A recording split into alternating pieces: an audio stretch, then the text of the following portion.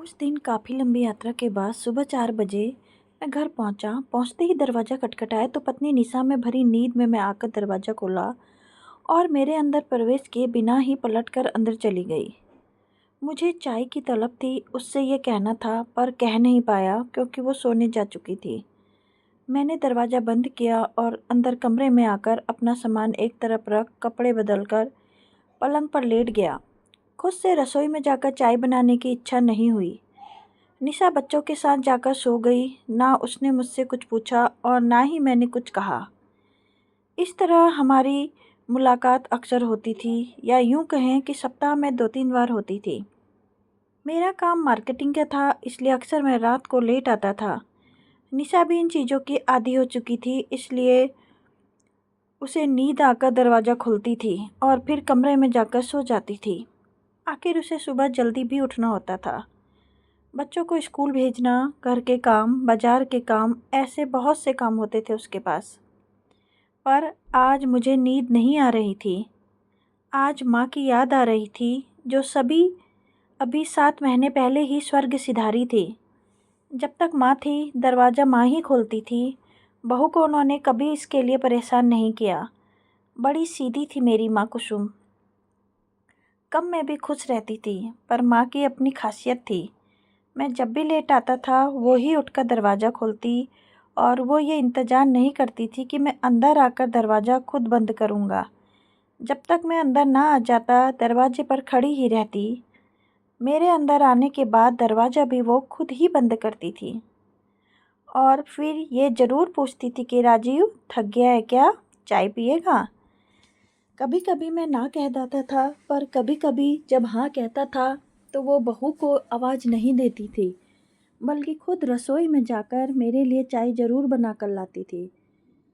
जब तक मैं चाय पी रहा होता था, तब तक वो मेरे पास ही बैठी होती थी। कहती कुछ भी नहीं थी, बस चुपचाप बैठी होती थी। चाय पीकर मैं कप टेबल पर रखता था और अपने कमरे में आकर सो जाता था। वो भी अपने कमरे में जाकर सो जाती थी। बस ऐसे ही हमारी मुलाकातें होती थी। पिताजी थे नहीं, माँ ने ही मेरी परवरिश की थी। बचपन में मैं उससे बहुत बातें करता था और वो मेरी बातें सुनती थी। पर शादी के बाद ये सब कम होता गया और जैसे जैसे वक्त बढ़ता गया, हमारी मुलाकात मौन ही होती थी। समय के अभाव में, या यूँ कहें कि शादी के बाद अपनी पत्नी पर उसकी जिम्मेदारी डाल मैं बेफिक्र हो चुका था, इसलिए कभी उसे वक्त ही नहीं दे पाया।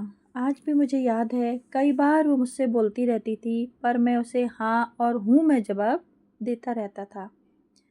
शायद मैं उसकी बात सुनता भी नहीं था, पर फिर भी वो खुशी खुशी मुझसे बातें करती थी। ये अलग बात है कि मुझे तो ये भी याद नहीं कि मैंने आखिरी बार उससे जी भर के कब बात की थी। पैसा कमाने की दौड़ में उसे काफ़ी पीछे छोड़ चुका था। जब वो बीमार हुई थी, तब भी मैं उसके साथ नहीं था। मैंने निशा को पैसे देकर अपनी जिम्मेदारी उसे दे दी थी। निशा ही उसे लेकर अस्पताल दौड़ती थी।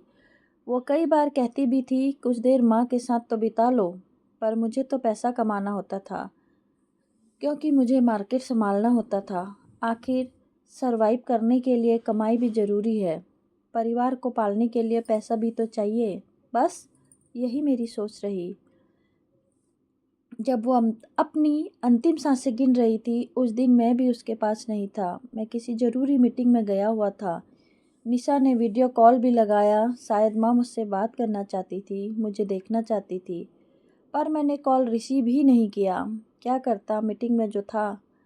मेरी भी अपनी मजबूरी थी। आखिर पैसा और प्रमोशन भी बहुत ज़रूरी है। पर आज मैं ये सब क्यों याद कर रहा हूँ? अचानक माँ कैसे याद आ रही है। आज इतने दिनों बाद मैंने ट्रेन में सफ़र किया था, नहीं तो मैं बस या कंपनी की कार से ही ट्रैवल करता हूँ।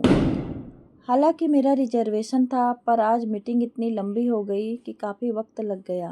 मैं दौड़ा दौड़ा फिर भी बस स्टैंड तक पहुँचा, लेकिन तब तक बस रवाना हो चुकी थी। सोचा कोई दूसरी बस मिल जाएगी, पर दुर्भाग्यवश वो भी नहीं मिली। तब किसी ने कहा, कुछ देर बाद रेलवे स्टेशन से ट्रेन रवाना होने वाली है, जो आपको आपके गंतव्य तक पहुंचा देगी। बस फिर क्या था, मैंने ऑटो पकड़ा और सीधे रेलवे स्टेशन पहुंचकर टिकट लिया। अब रिजर्वेशन तो कहाँ से हो, सो मैंने जनरल के टिकट लिए और धक्का मुक्की के बीच ट्रेन में पहुंच गया। और सबसे बड़ी जीत मेरी तब हुई जब मुझे खिड़की के पास वाली सीट मिल गई। खिड़की के पास वाली सीट पर बैठकर मैं अपने आप को बड़ा विजेता समझ रहा था। यहाँ तक कि सीट के पास वाली फर्श को भी मैंने अपना सामान रखकर अपने कब्जे में कर दिया ताकि आराम से बैठ सकूं। ट्रेन में काफ़ी भीड़ थी, इसलिए उधर ना देखकर मैं खिड़की के बाहर स्टेशन के नज़ारे देखने लगा।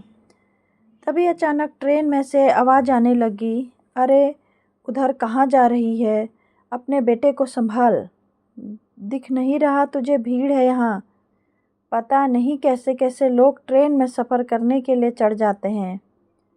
अरे ऐसे बेटे को तो घर पर रखती, कहाँ लेकर घूम रही है, दिख नहीं रहा क्या तुझे हम खड़े हुए हैं। खुद के लिए जगह नहीं है, तुझे जगह कहाँ से दें। नहीं नहीं, मेरे बच्चों के पास बैठाने की ज़रूरत नहीं है। अपने इस बेटे को, इसका क्या भरोसा मेरे बच्चों को नुकसान पहुंचा दे। तो मैं भी जानने की कोशिश करने लगा कि आखिर हो क्या रहा है। तभी भीड़ की को चीरती हुई एक 40-45 साल की औरत अपने 13-14 साल के बेटे को गोद में उठाए वहीं आ धमकी। देखने में निम्न मध्य वर्गीय लग रही थी, सस्ती सी कॉटन की साड़ी पहन रखी थी, सिर पर पल्लू ले रखा था। वहीं वो 13-14 साल का किशोर लड़का जो अपनी पूरी हाइट ले चुका था, मंद बुद्धि प्रतीत हो रहा था। इतने बड़े बेटे को अपनी गोद में उठाए वो मेरे पास आकर खड़ी हो गई और मुझसे बोली, भैया जी अगर बुरा न मान लो तो मैं अपने बेटे को यहाँ नीचे फर्श पर बैठा लूँ। कोई भी सीट नहीं दे रहा है, यहाँ तक कि हमें अपने पास भी खड़े नहीं होने दे रहा है। मैंने उसे ऊपर से नीचे तक घूर कर देखा और फिर उसके बेटे की तरफ, लेकिन उसने बोलना जारी रखा, बस अगले स्टेशन पर ही उतरना है मुझे। इतनी देर कैसे इसे गोद में लेकर खड़ी रहूँगी। इसे फर्श पर बैठा दूंगी तो थोड़ी देर मुझे भी आराम मिल जाएगा। 15-20 मिनट की बात है भैया जी, फिर तो मैं इसे लेकर उतर जाऊंगी। पता नहीं क्यों दिमाग तो है नहीं, हाँ नहीं कर रहा था, पर क्या सोचकर मेरे हाथ अपने आप ही सामान की तरफ चला गया और मैंने अपना बैग उठाकर गोद में रख लिया। देखकर उसने अपने बेटे को वहाँ फर्श पर बैठा दिया और खुद भी उसके पास फर्श पर ही बैठकर अपनी साड़ी के पल्लू से अपने चेहरे पर आए पसीने को पोंछने लगी। तभी उसके बेटे ने उसके कंधे पर अपना सिर रख दिया। ये देखकर उसके दुलार करते हुए कहा, बस बेटा थोड़ी देर में पहुंच जाएंगे। मेरा प्यारा बेटा जब तक चुपचाप बैठेगा। उसने भी हाँ में सिर हिलाया और अपनी माँ की आज्ञा मानकर चुपचाप बैठ गया। मैं दोनों की क्रियाओं को बड़े गौर से देख रहा था। मन में कई सवाल चल रहे थे कि इतने बड़े बेटे को जो मानसिक तौर पर बीमार है, गोद में उठाकर अकेली क्यों घूम रही है। इसके साथ घर का कोई व्यक्ति क्यों नहीं है, ये अकेली कैसे संभालती होगी इसे। तभी उस औरत की निगाह मुझसे टकराई जिससे मैं झेप गया। मेरे मन में चल रहे सवालों को समझकर उसने कहा, ये मेरा बेटा है भैया जी, थोड़ा बीमार है पर किसी को परेशान नहीं करता। पर फिर भी पता नहीं क्यों लोग इसको देखकर डरते हैं, कहते हैं कि यह मंदबुद्धि है। इसे अपने पास भी नहीं बिठाते हैं, तुम इसका इलाज क्यों नहीं कराती हो।